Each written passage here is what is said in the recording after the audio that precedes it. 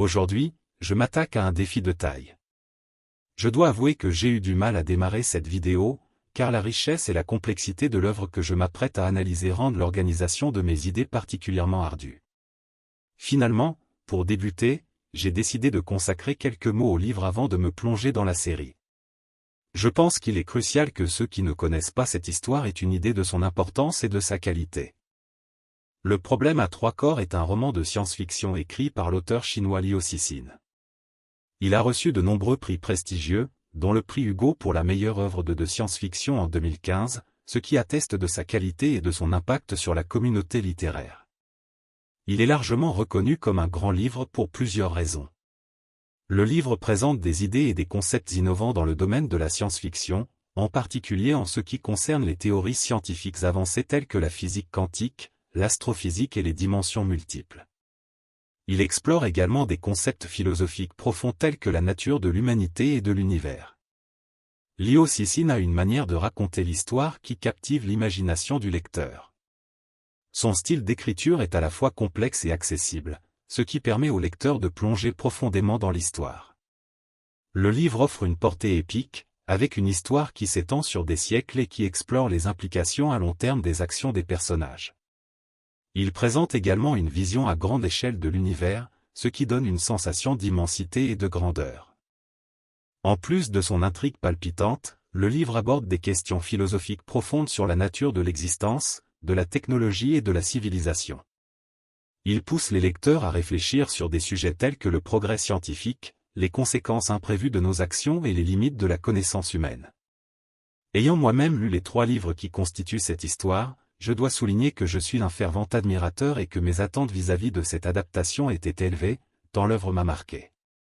Au moment où je réalise cette vidéo, Netflix n'a pas encore sorti sa version, et d'après ce que j'ai pu voir dans les bandes annonces, elle semble s'écarter considérablement de l'œuvre originale. À mon avis, c'est une grave erreur. Lorsque l'on dispose d'un matériau de cet acabit, il convient de le respecter et d'éviter de le déformer à sa guise, au risque d'altérer la qualité de l'œuvre. Je vais donc me concentrer sur l'adaptation de Tencent, qui, je peux vous le dire immédiatement, est une immense réussite. Les créateurs de la série chinoise ont souvent exprimé leur respect pour le travail de Liu Cixin et ont travaillé en étroite collaboration avec lui pour s'assurer que l'adaptation reste fidèle à l'esprit du roman. Cette approche respectueuse se traduit par une meilleure intégration des thèmes et des idées du livre dans la série. Le premier livre de cette trilogie semblait, à certains égards, être le moins risqué à adapter. Je ne peux pas expliquer pourquoi sans entrer dans les détails du deuxième et du troisième. Cependant, même si la tâche semblait moins difficile, il présentait tout de même son lot de défis à relever. C'est donc avec une certaine appréhension que j'ai commencé à regarder la série. Maintenant que j'ai eu le temps de la terminer depuis un certain temps déjà, je pense avoir suffisamment de recul pour donner mon avis et vous expliquer pourquoi l'adaptation de Tencent devrait être votre choix préféré si vous découvrez l'œuvre, ou si, comme moi, vous avez déjà parcouru les livres. Pour cela, j'ai choisi de structurer mon analyse en 3 parties distinctes. Tout d'abord, je partagerai mes impressions sur les aspects visuels et sonores, puis sur la distribution des acteurs, et enfin sur la fidélité de l'adaptation, en discutant ce qui, à mon avis, semble être supérieur ou inférieur au roman.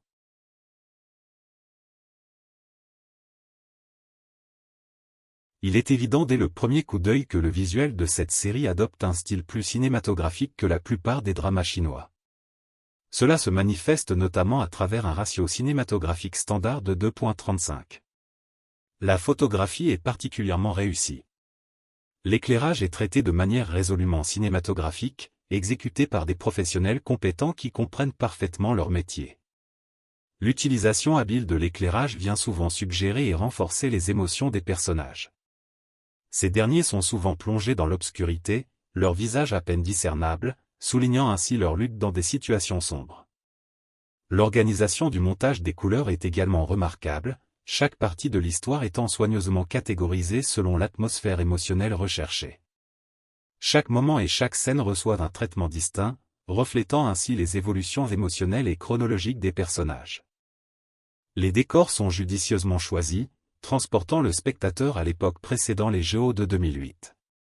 Certains détails subtils renforcent cette immersion temporelle. Des décors moins conventionnels mais remarquablement réalisés, contribuent à l'atmosphère mystérieuse du titre. En ce qui concerne les contenus liés à la science et à la technologie, tels que les collisionneurs et les radiotélescopes, ils sont tous filmés dans des institutions de recherche scientifique réputées, ce qui renforce le réalisme de la série. De même, la période de la révolution culturelle, au cœur de l'intrigue, est présentée de manière crédible, mettant en lumière la rigueur et les défis immenses de cette époque tumultueuse. La Côte Rouge est superbement réalisée, et chaque lieu offre un réalisme saisissant.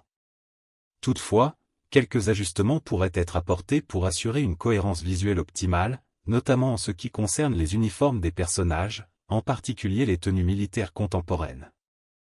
Il est cependant possible que ces problèmes soient liés à des contraintes de droit d'utilisation. En dépit d'un budget limité, les effets spéciaux sont exécutés avec une expertise remarquable, en particulier dans les séquences plus tardives, proches de la fin de la série. J'ai été très agréablement surpris du résultat final.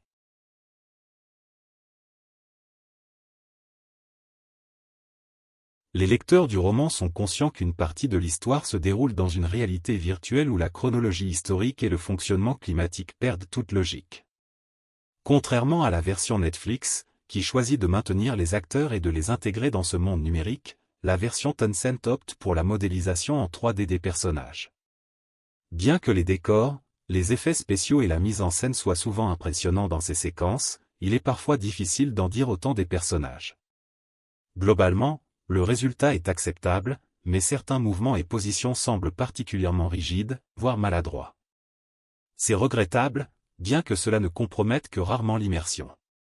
Encore une fois, compte tenu des contraintes budgétaires, le résultat est tout à fait honorable, surtout si l'on considère que l'action se déroule en 2007, une époque où les graphismes 3D des jeux vidéo n'étaient pas nécessairement meilleurs que ceux de la série. Certaines scènes, comme l'ordinateur humain, sont superbement mis en scène. D'autant plus que la musique qui accompagne ce passage est parfaitement adaptée.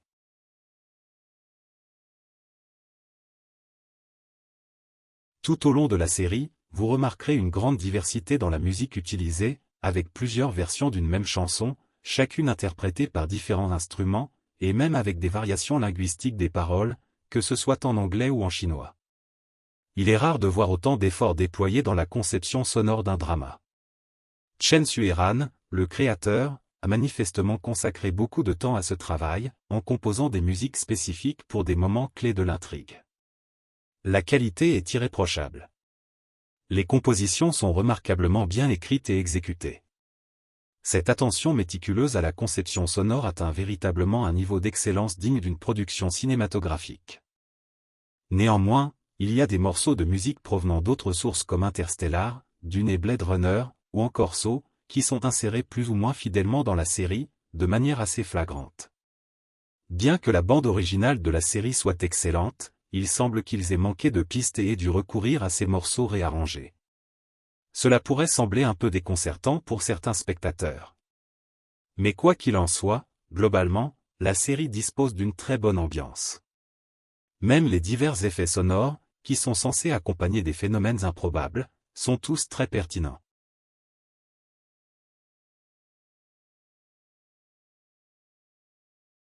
Permettez-moi maintenant de partager brièvement mes impressions sur les acteurs. Zhang Luyi incarne très bien Wang Miao, calme et taciturne en apparence, mais bouillonnant à l'intérieur. Il est pragmatique mais conserve l'esprit scientifique des chercheurs persévérants, déterminés et courageux.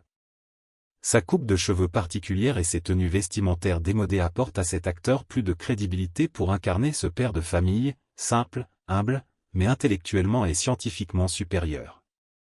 Au début, j'avais des réserves concernant le choix de l'acteur Yu Rewei pour incarner le personnage de Shi Qiang. Après avoir lu l'intégralité de l'œuvre, je ne l'imaginais pas du tout ainsi. En réalité, si le personnage dans la série avait strictement suivi l'histoire originale, l'acteur aurait été mal assorti. Cependant, la version télévisée présente un Shi Qiang plus sympathique mais également plus limité.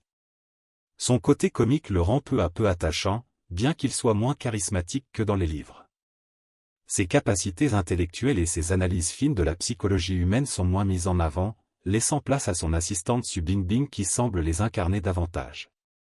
Malgré tout, le personnage connaît des moments forts, notamment dans sa relation avec son assistante, ce qui apporte une profondeur émotionnelle appréciable.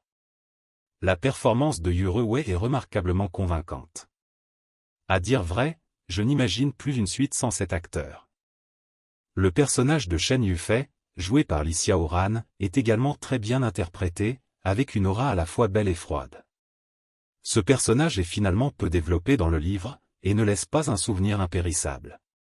Or, grâce à la performance de Li Xiaoran, elle prend vie et devient un véritable être humain. Son personnage est plus richement développé, avec quelques ajustements apportés pour le rendre plus cohérent, expliquant mieux ses actions et ses pensées. Le général Chang Wei-se et l'antagoniste Pan Ran sont aussi remarquablement interprétés par Lin Yongtian et Zhang Tunning. De même pour Yang Wening et Lei Ji-cheng, mais je ne m'attarderai pas sur eux car cette vidéo est déjà trop longue. Qui plus est, car je dois vous parler maintenant du véritable pilier de cette œuvre, le personnage Ye Wentie, incarné jeune par Wang Ziwen et âgé par Chen Jin. Sans spoiler, je peux vous dire que ce personnage est profondément complexe avec des motivations et des émotions riches. Son expérience traumatisante de la révolution culturelle a façonné profondément sa vision du monde. Malgré les défis et les obstacles auxquels elle a été confrontée, Ye Wenjie est restée déterminée à poursuivre ses objectifs et va accepter tous les sacrifices pour défendre ses valeurs. Son engagement inébranlable en fait un personnage extrêmement puissant et mémorable. Son caractère ajoute une dimension fascinante à son personnage et soulève des questions profondes sur la nature de la civilisation humaine et son avenir dans l'univers, mais aussi sur la moralité et l'éthique. Ses actions peuvent être interprétées de différentes manières, ce qui en fait un personnage fascinant à analyser. L'actrice Wang Ziwen qui incarne la jeune Ye Wentie, capture parfaitement les forces et les faiblesses de ce personnage dans les moments les plus difficiles de sa vie. Elle passe avec une impressionnante facilité de la naïveté et de la fragilité à la détermination sans faille et à un pragmatisme qui pourrait faire froid dans le dos. L'interprétation de Wang Ziwen est remarquable, car en aucun cas elle ne paraît hors sujet. Alors que son personnage est presque introverti et qu'elle-même ne dispose pas d'une taille avantageuse, elle parvient à tenir tête à ses supérieurs hiérarchiques, en intelligence et en caractère, avec une étonnante flexibilité. Franchement, bravo. Et bonne chance à l'actrice de la version Netflix pour faire aussi bien. Mais que dire de Chen Jin, qui incarne la version âgée de Ye Wentie? Vous pouvez reprendre tout ce que je viens de dire sur Wang Ziwen, car elle réalise tout ça aussi bien, voire mieux. Mais en plus, elle apporte les qualités et l'évolution du personnage avec l'âge et l'expérience. Chen Jin livre une performance exceptionnelle, et je choisis mes mots avec soin. Elle semble à la fois humble et confiante, sensible et froide, simple et complexe. Bien qu'entourée de personnages à l'intelligence vive et avec une certaine aura, tous semblent être des disciples dans l'ombre de leur maître. Bien que l'écart d'âge puisse jouer un rôle dans cette dynamique, c'est surtout l'intelligence brillante qui émane des yeux de Chen Jin, et son attitude distinguée, qui sont responsables, à mon avis. Comparez la scène où elle est accroupie dans son salon et celle de son arrivée dans une certaine assemblée dans la dernière partie de la série, et vous aurez une idée de sa capacité à incarner tous les aspects du personnage Ye Wentie. Néanmoins, les acteurs non chinois ne sont hélas pas toujours convaincants, ce qui pourrait s'avérer un peu distrayant. Toutefois, certains, comme ceux qui jouent Evans ou le colonel Stanton, se démarquent nettement de la moyenne des rôles étrangers dans les dramas chinois.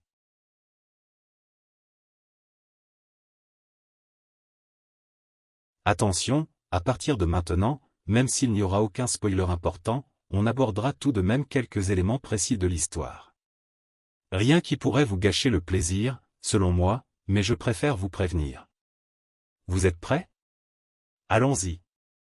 La plus grande différence entre le roman et la série est le traitement de certains personnages et leurs interactions. Certains pensent que les personnages de Liu Cixin ne sont pas assez développés. Cela peut être vrai ou non. Des critiques lui reprochent de ne pas être particulièrement habile dans ce domaine. Une lecture de l'œuvre originale révèle que les personnages de Liu se définissent essentiellement à travers leurs dialogues, avec peu de descriptions élaborées telles que gestes, expressions, contexte ou atmosphère. Peut-être que cette lacune est due au fait que Liu, en tant que scientifique, accorde moins d'attention au développement de son style d'écriture. Commençons par le plus important changement de cette adaptation, la relation entre Wang Miao et Shi Qiang. Wang Miao est un physicien appliqué incroyablement rationnel, habituellement calme, mais qui se retrouve parfois en proie à des crises existentielles lorsqu'il est confronté à des vérités surprenantes sur l'univers. Attaché à sa propre vision de la réalité, il souffre lorsque celle-ci est remise en question. C'est là que Shi Qiang intervient. Il incarne un policier pragmatique qui ne saisit pas pleinement l'importance de la physique ou de la nature de la réalité, mais qui soutient et aide Wang Miao à traverser ses luttes existentielles. La relation entre ces deux personnages est à la fois divertissante et profonde, portée par des performances d'acteurs remarquables. Cette relation met en lumière l'un des thèmes centraux de la série, la manière de faire face à l'angoisse existentielle. Cette dynamique entre Wang Miao et Shi Qiang, bien que présente dans les livres, est ici beaucoup plus développée et apporte une dimension humaine profonde à l'histoire. Tout d'abord car Wang Miao est bien plus développé dans la série. Dans les romans de Liu, il y a peu de scènes décrivant la vie quotidienne des protagonistes, et leurs préférences et personnalités ne sont développées que si elles sont directement liées à l'intrigue. Dans le livre, il est décrit comme ayant une famille, une femme et un fils de 6 ans.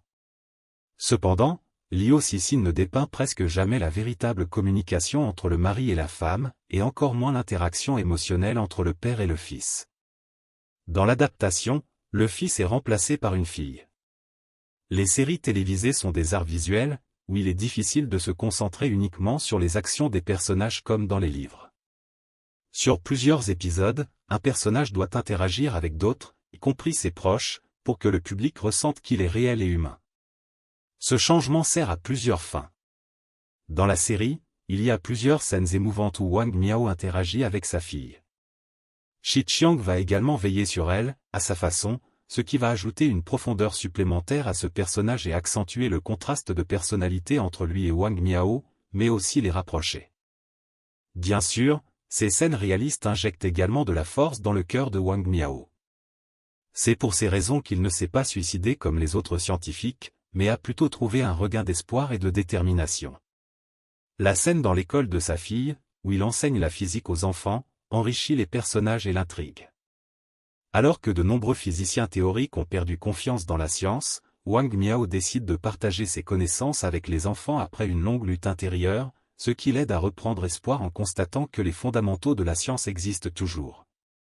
Comme nous le disions plus haut, le personnage de Shi Qiang change beaucoup dans cette adaptation, mais le principal est conservé, et ses relations avec Wang Miao, Xu Bingbing et Mu Xing, propres à la série, lui donnent plus de profondeur que dans le roman. Mais ces différences ne seront pas acceptées de la même manière par tout le monde, je le conçois très bien.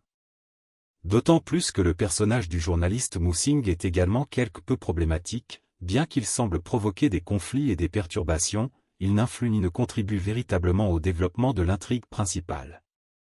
En outre, on peut légitimement se demander si, étant donné la gravité des événements, les autorités n'auraient pas rapidement réduit au silence une simple journaliste isolée comme elle. De même, en ce qui concerne le personnage de Chen Xue, il aurait peut-être été plus logique qu'elle reste simplement une tueuse à gages qui aurait pris l'identité de Chen Xue, sans devenir la nièce de Ye Wentie. Cette idée, venue de nulle part, est plutôt maladroite et laisse entendre que Ye Wentie utilise sa propre nièce comme tueuse à gages et garde du corps. Au-delà du caractère improbable de voir une simple étudiante, récupérée tardivement par sa tante, devenir une machine de guerre, la série ne détaille pas suffisamment le parcours de Chen, laissant ainsi des zones d'ombre qui peuvent influencer la perception du personnage principal. Cela est d'autant plus remarquable lors de sa mort prématurée, qui semble ne pas affecter particulièrement Ye Wentie. Revenons sur les qualités de la série. Il est si rare de voir une série de science-fiction bénéficier d'une telle adaptation, surtout une série qui aborde des concepts qui pourraient ne pas être familiers à un large public. Elle explore des sujets tels que la théorie des cordes et la cosmologie sans recourir aux grandes séquences d'action typiques des séries de science-fiction. Elle met plutôt l'accent sur les thèmes et les idées, ce qui signifie qu'il y a beaucoup de scènes où les personnages discutent simplement, souvent avec des dialogues directement tirés des livres, et expliquent des concepts scientifiques d'une manière qui pourrait être déroutante pour certains spectateurs. Cependant, rien ne garantit que ces théories resteront toujours efficaces. Ce que cette adaptation fait bien, c'est qu'elle explique très clairement la nature hypothétique des théories scientifiques.